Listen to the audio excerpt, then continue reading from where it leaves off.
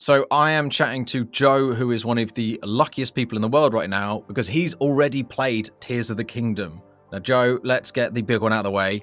Is it as good as Breath of the Wild? It's definitely got the groundings of a game which could overtake it. I couldn't possibly say that it's definitely better, but I tell you what, I'm more excited about Tears of the Kingdom than I was about Breath of the Wild, and a lot of that is to do with Breath of the Wild, but yeah, it's going to be a big one.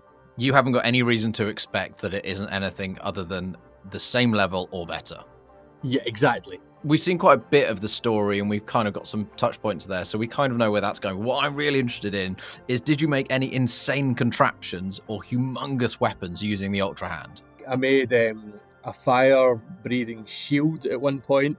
I turned a minecart into a sort of makeshift flying machine. I then stuck a big massive hook on it and I used it to circumvent a broken monorail system in the sky, because the first time I obviously fell to my death.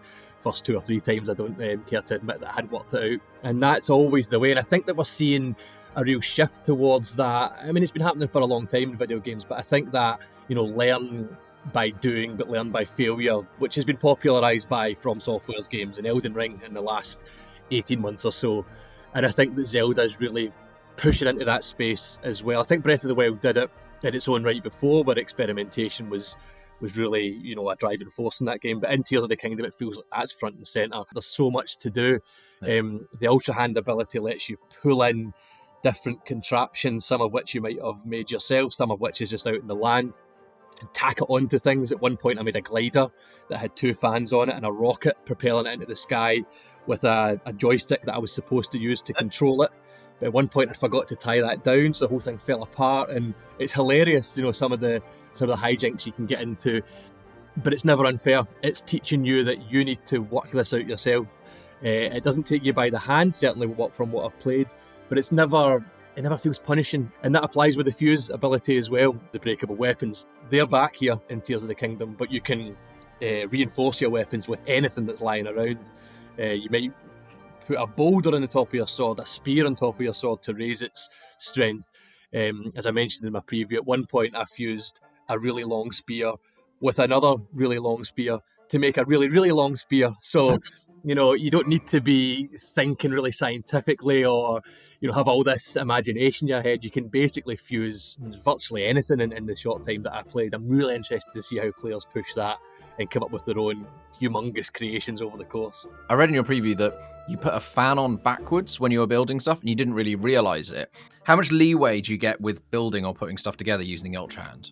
Yeah, so it's really straightforward. When you use Ultrahand, it shows you a kind of detective mode in other games where things that you can push and pull, and like telekinesis you can bring closer and things, they glow green. So I can see my fans on top of this floating platform, and it shows you where you can connect them, and it kind of it sticks, like Lego almost, and it is really obvious. You can, and with the directional pad, you can flip things around, you can face them in certain directions. But you knew what you'd done wrong, and jumping back into it was relatively easy to reattach stuff and just get it right. Yeah, and that's what makes it fun. Like anything, if it's ultra punishing, and you think, that's a little bit unfair, they were a little bit cruel to me. I just lost a bunch of items that I now can't get back. Exactly, and it shows you.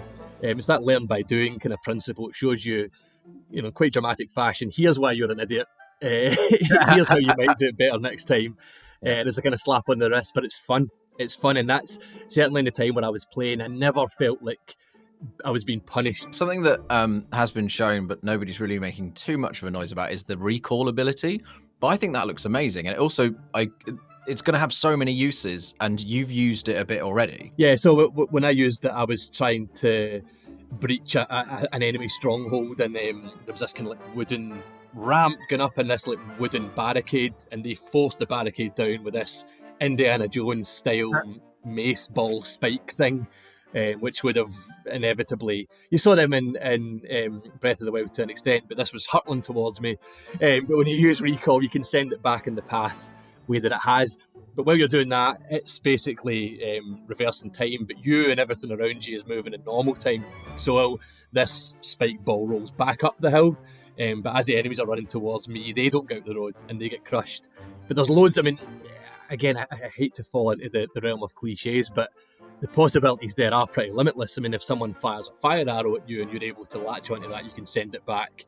If I don't know, like if someone's got a red barrel and explosive and they do the same, you could do it that way. If you make an ass of something, you could reverse time to make sure that you get things back to the way they were. There is a real scope for variety in that. And again, it's the excitement for me isn't always just about in the moment where you do it. It's thinking about how other players are going to do it. I can't wait to see video sharing sites. They're going to be, again, who knows, time will tell, but I think there's going to be a lot of player-made constructs being shared across social media, across news sites, and I think that to me is really exciting as well. Because with Breath of the Wild, they hadn't really thought about that. That was just like a byproduct that has been going for the last 6 years. Yeah. And Reddit, I swear half of Reddit's traffic is just like Breath of the Wild, like trick shots. But now they seem to have lent into it. And you've got the recall ability and the Ultrahand so people can build stuff. And all of a sudden, like you say, you're just like, oh my God, the amount of things that people can do is just going to boggle the mind. And you said as well that the devs who have been building this and making this for years, even just the people that were doing the preview, they said have done stuff that they never expected already within a couple of hours.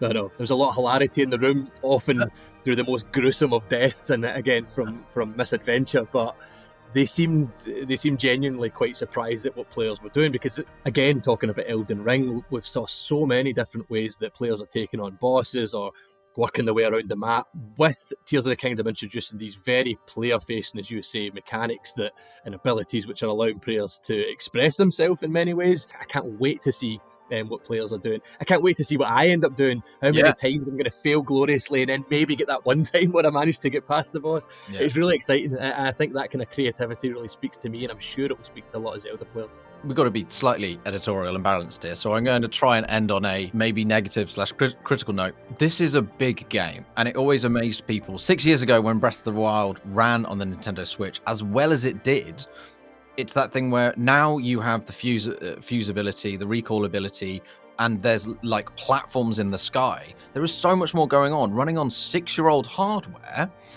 how did it run? Again, I have no interest in doing Nintendo's PR for it. I'm not sure how they do it. I'm not a game developer. It looks as good as it did when Breath of the Wild launched in 2017.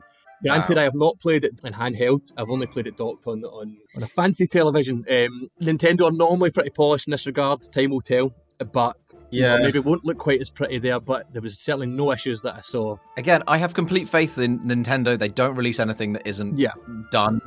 And I have complete faith in the people that have made Breath of the Wild. But it just seems like magic. I genuinely just am looking at this going, how does this run so well? Yeah. And I want it to run really. I don't want to be negative. No, absolutely. And again, I think the key for me, certainly, and for a number of players, will be how it copes handheld. Yeah, without sounding too romantic, magic is a good way to describe it. I don't understand how it looks so nice. But I hope that there's no issues at launch. Simply for players, you never like to see that, no matter the stature of the game, whether it's big, small, or otherwise. But I certainly was blown away.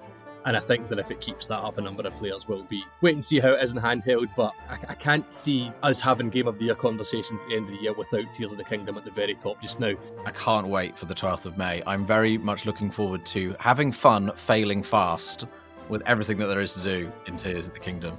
So look forward to the review. We're going to have that up on the website, so subscribe, like, and let us know in the comments below. What are you most looking forward to? Are you most looking forward to the campaign or just messing around with the Ultrahand? Let us know in the comments.